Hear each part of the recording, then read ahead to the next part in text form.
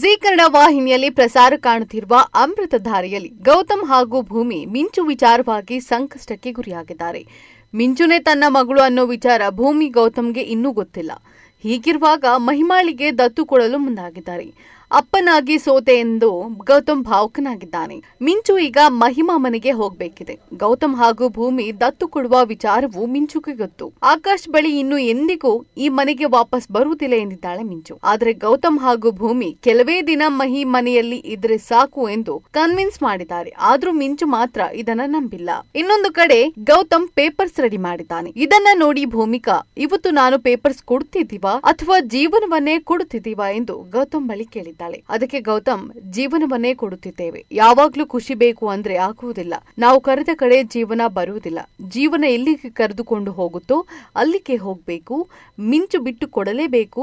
ಅಪ್ಪನಾಗಿ ನಾನು ಸೋತೆ, ಮಗಳನ್ನ ಉಳಿಸಿಕೊಳ್ಳಲು ಆಗಿಲ್ಲ ಎಂದು ಭಾವುಕನಾಗಿದ್ದಾನೆ ಗೌತಮ್. ಜಯದೇವ್ಗೆ ಮಿಂಚು ಬಗ್ಗೆ ಗೊತ್ತಾಗಿದೆ. ಶಕುನಿ ಮಾಮಾಗೆ ಟಾರ್ಚರ್ ಕೊಟ್ಟಿರುವ ಬಗ್ಗೆ ದಿಯಾಗೆ ಗೊತ್ತಾಗಿದೆ. ಅಷ್ಟೇ ಅಲ್ಲ, ಜಯದೇವ್ಗೆ ಈ ಕುರಿತು ಕ್ಲಾಸ್ ಕೂಡ ತೆಗೆದುಕೊಂಡಿದ್ದಾಳೆ. ಅತ್ತ ದಿಯಾ ಕೂಡ ಇದೆಲ್ಲ ನೋಡಿ ಈ ವಿಚಾರವನ್ನ ಗೌತಮ್ಗೆ ತಿಳಿಸುವೆ ಎಂದು ಕಾಲ್ ಮಾಡಿದ್ದಾಳೆ. ಆದ್ರೆ ಅಷ್ಟೊತ್ತಿಗೆ ಆಗ್ಲೇ ಜಯದೇವನಿಗೆ ಮೋಸ ಮಾಡಿದ ಪತ್ನಿ ದಿಯಾಳನ್ನ ಸಾಯಿಸಿ ಬಿಟ್ಟಿದ್ದಾನೆ ಜಯದೇವ್. ಅವಳ ಆಸ್ತಿಯ ಬಗ್ಗೆ ತಿಳಿದುಕೊಂಡು ಆಕೆನ ಸಾಯಿಸಲು ಪ್ಲಾನ್ ಹಾಕಿದ್ದ. ಆದ್ರೆ ದುಡ್ಡು ಎಲ್ಲಿದೆ ತಿಳಿದುಕೊಳ್ಳುವ ಮೊದಲೇ ಆಕೆನ ಸಾಯಿಸಿ ಬಿಟ್ಟಿದ್ದಾನೆ. ಮುಂದೆ ಜಯದೇವ್ ಏನು ಮಾಡ್ತಾನೆ? ಮಿಂಚು ಪ್ರಾಣಕ್ಕೆ ಅಪಾಯ ತರ್ತಾನ?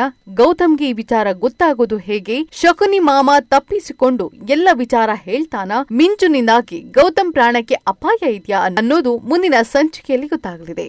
ಇಂಟ್ರೆಸ್ಟಿಂಗ್ ಮತ್ತು ಇನ್ಫಾರ್ಮೇಟಿವ್ ವಿಡಿಯೋಗಳನ್ನ ಮಿಸ್ ಮಾಡ್ಕೋಬೇಡಿ. ಈಗಲೇ ಸಬ್ಸ್ಕ್ರೈಬ್ ಮಾಡಿ.